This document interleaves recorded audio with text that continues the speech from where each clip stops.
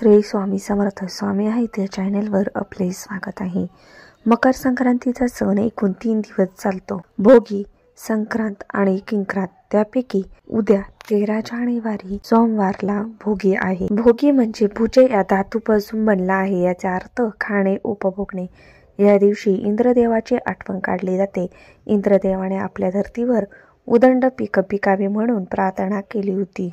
वर्षानुवर्ष बळीराजा आपल्या शेतातूनच अशीच पिकं काढत राहू आणि या पृथ्वीवरच्या माणसांची, प्राण्यांची भूक भागवत राहू अशी प्रार्थना भोगीच्या दिवशी केली जाते। या दिवशी काही राज्यांमध्ये लहानशी होळी पेटून त्यात काही वस्तूंची आहुतीही दिली जाते। भोगीच्या दिवशी मिक्स भाजीत केले जाते, त्यांना खेंगाट असे म्हणतात। पहा, असं म्हणलं जातं, न खाई भोगी तर सदा रोगी, असं म्हणून या दिवशी खाण्याचा आनंद घ्यायचा असतो। पहा, उद्या भोगीच्या दिवशी शाकंभरी पौर्णिमा सुद्धा आलेली आहे। यामुळे या दिवसाचे महत्त्व खूपच वाढलेले आहे। यामुळे घरामध्ये काही सेवा उपाय आपल्याला करायचे आहेत।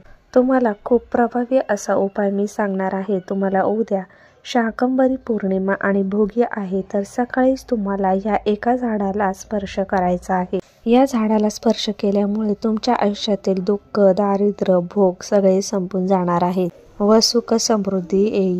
हिंदू धर्मामध्ये काही झाडं आणि वृक्ष आहेत, त्यांना देव वृक्ष मानले गेलेले आहे। या वृक्षांची पूजा केल्याने देवी देवतांची कृपा प्राप्त होत असते। तर उद्या तुम्हाला ब्रह्ममुहूर्तावर उठायचं आहे आणि आंघोळ करताना तुम्हाला आंघोळीच्या पाण्यामध्ये चिमूटभर तीळ टाकून आंघोळ करायची आहे। त्यानंतर सूर्याला अर्घ्य द्यायचं आहे। सूर्याला अर्घ्य देताना तुम्हाला पाणी, एका तांब्यामध्ये पाणी, गंगाजल, चिमूटभर तीळ टाकायचे आहेत व सूर्याला अर्घ्य द्यायचा आहे व अर्घ्य देत असताना ओम सूर्य देवताय नमः या मंत्राचा जप करायचा आहे।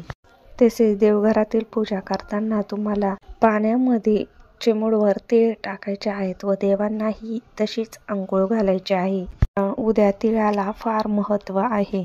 आर्थिक स्थैर्य नसेल, कोणता शत्रू तुम्हाला त्रास देत असेल, कोणत्याही कामामध्ये सतत अडथळे, अपयश येत असतील, तर घरामध्ये आजारपण वाढलेले आहे, नोकरी व्यवसायात प्रगती होत नाही, तुमच्याकडे पैसा आहे पण काही केलं तो पैसा तुमच्या हातामध्ये राहत नाही, टिकत नाही, तर या सर्वांसाठी तुम्हाला उद्या एक उपाय करायचा आहे। तो उपाय म्हणजे या 2 झाडांची पूजा करायची आहे। 2 झाडांची पूजा करणं शक्य नसेल तर कोणत्याही एका झाडाची पूजा नक्कीच करावी। यासाठी तुम्हाला एक ताट घ्यायचं आहे, एक कलश घ्यायचा आहे, त्यामध्ये पाणी, हळदी, कुंकू, अक्षता टाकायच्या आहेत, धूप, दीप आणि फुलं घ्यायची आहेत। तर सगळ्यात पहिल्यांदा तुम्हाला ज्या झाडाजवळ जायचं आहे ते झाड आहे लाजाळू। हे झाड अतिशय छोटं असतं आणि या झाडाच्या पानांना जर तुम्ही स्पर्श केला तर स्वतः अशा आतमध्ये ओढून घेतात। या झाडामध्ये एक शक्ती आहे। या झाडामध्ये देवी लक्ष्मी आहे। भोगीच्या दिवशी माता लक्ष्मी आणि भगवान विष्णूंची पूजा केली तर आपल्यावर ते प्रसन्न होतात आणि भोगीच्या दिवशी या झाडाची पूजा करून तुम्हाला देवी शक्तीचा अनुभव घ्यायचा आहे। भोगीच्या दिवशी तुम्हाला याची पूजा करायची आहे। तिथे गेल्यावर तुम्हाला तिथे कलशातलं पाणी अर्पण करायचं आहे, धूप दीप लावून घ्यायचा आहे, फुल वाहायचं आहे, साखरेचा नैवेद्य तिथे दाखवायचा आहे। पूजा झाल्यानंतर तुमच्या इच्छा, मनोकामना तुम्हाला मनापासून तिथे बोलून दाखवायच्या आहेत। अडचणीतून मार्ग मिळण्यासाठी तुम्हाला भोगीच्या दिवशी या झाडाचं पूजन करायचं आहे। दुसरं जे झाड आहे ते उद्या तुम्हाला शाकंभरी पौर्णिमेच्या दिवशी या झाडाचं पूजन करायचं आहे। ते झाड सुद्धा देवी शक्तींनी असं भरलेलं आहे। उद्या सोमवारचा दिवस महादेवांना समर्पित असतो, यामुळे उद्या तुम्हाला बेलाच्या झाडाचं पूजन करायचं। बेलाच्या झाडाजवळ गेल्यानंतर तुम्हाला तिथे कलशामधलं पाणी बेलाच्या झाडाला अर्पण करायचं आहे। फूल, अक्षता, शुद्ध गाईचा तुपाचा दिवा लावायचा आहे, धूप दीप लावायचा आहे, फूल व्हायचं आहे व चिमूटभर तुम्हाला काळे तीळ तिथे ठेवायचे आहे।